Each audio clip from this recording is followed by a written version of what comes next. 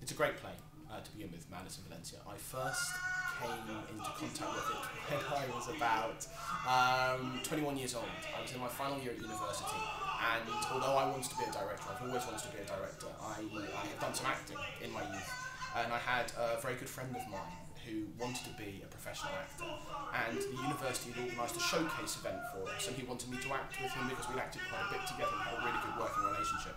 And he brought me the first scene from Madness in Valencia, which is two guys, a character called Floriano and a character called Valerio, who were having a bit of an argument about something, and he brought me this scene and said, could we do this for the showcase? And I read it and I thought, yes, this is actually a fantastic scene. And we did it, and on the strength of that, miraculously, he got offered a very good agent, and as did I, despite the fact acting wasn't necessarily what I wanted to do, but it was a nice little vote of confidence.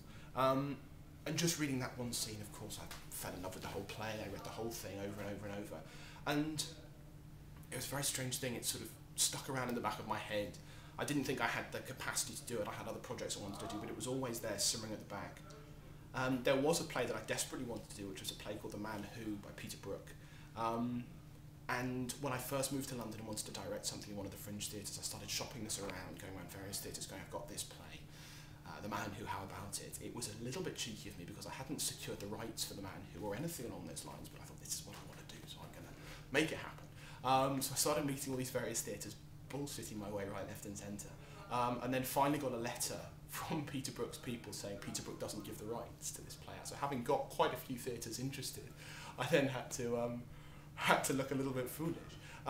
One of the theatre directors, a guy called Michael Kingsbury at the White Bear, got in touch later than everybody else and dropped me an email to say, hi, I've heard about The Man Who. This is after I'd had a no from Peter Brook. I've heard about The Man Who. Would you like to come and chat about it? It sounds really interesting. So I was very honest at this point and said, a bit of a redundant exercise, I can't get the rights for it, so thank you very much. But he said, well, why don't you come in, have a pint, and we'll have a chat about what you're up to. So I went one very cold, grey evening to meet Michael at the White Bear, and we had a pint, and we just had a chat about theatre. And at the very end of it, we obviously got along very well, and at the very end, he just sort of said, he always, every summer, he does a Lost Classic play for a 3-week run in August. And the people who were directing that had just dropped out that day.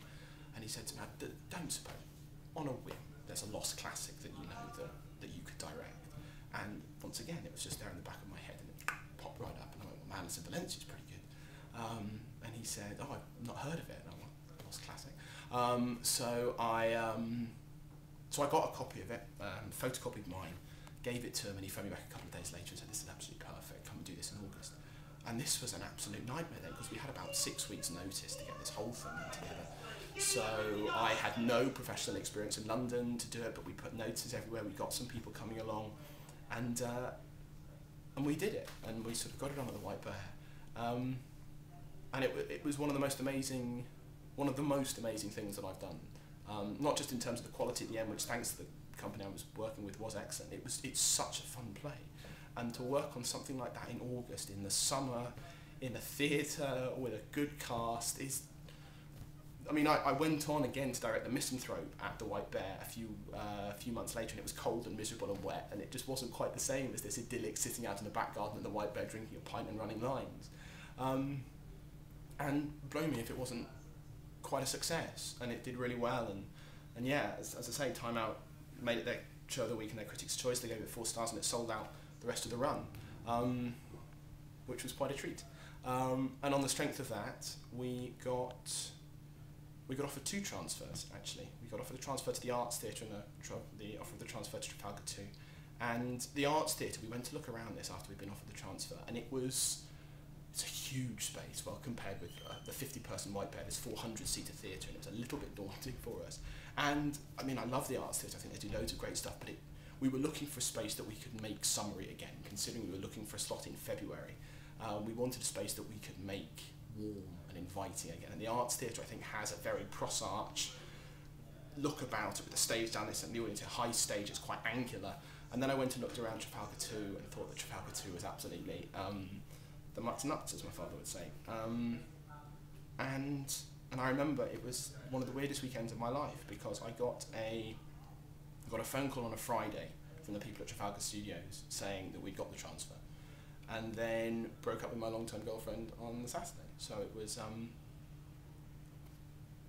an odd collection of feelings that weekend, but the benefit to something emotional like that, when you get an offer like that, is you throw yourself completely into the impossible things you have to get done, which is that we had then 4 or 5 months to get this thing off the ground. We had no celebrities in it whatsoever. It was a completely unknown play. I'm a completely unknown director. We're a completely unknown company. We were going to have to pay a fortune to put this thing on. Becky. And here we are now, and we're here at the Old Vic, not even 2 weeks, a week and a half to go before we open. And it's been absolutely exhausting, because I've also been working as the producer of it. So I've been producing it for the past 4.5 months, waiting for a day that happened about 4 days ago when I could come back into the rehearsal and actually do the creative stuff again. But I mean, it's nuts at the moment. You know, in terms of a schedule, I'm up at 6:30 to be doing emails and doing the producing stuff, to then leave the house at 9 to be here to rehearse until 6, then back home to do it again. But I mean, it's very genuinely, if it wasn't for a group of people like that you get to come and work with, if it was a play that was tragic or was very dramatic or was overly dictatorial, anything like that, then it would be, I think, a chore. But the reality is that I feel I am able to produce and direct something of this scale. And I mean, in West End standards, it's not the biggest thing, I think, but for me, it's a fairly big deal. And the ability to do that comes from those guys that I work with out there, and the fact that they're unbelievably enthusiastic every day. I mean, yesterday, as I said earlier, working 5.5 hours on one scene and getting nowhere, and everyone's temper's starting to fray. Everyone just wants it to be the best it can be, because it's such an opportunity for us all. I mean, we're a group of actors and me who are complete unknowns. I mean, William Bell-Chambers, who's our lead guy, has had a couple of small roles at the Globe and with the RSC. Catherine Beaumont, who's our other lead, has done next to nothing professionally. Me, I've done absolutely nothing professionally, and yet we've got something that people seem to want to see. And yeah, 2 weeks to go.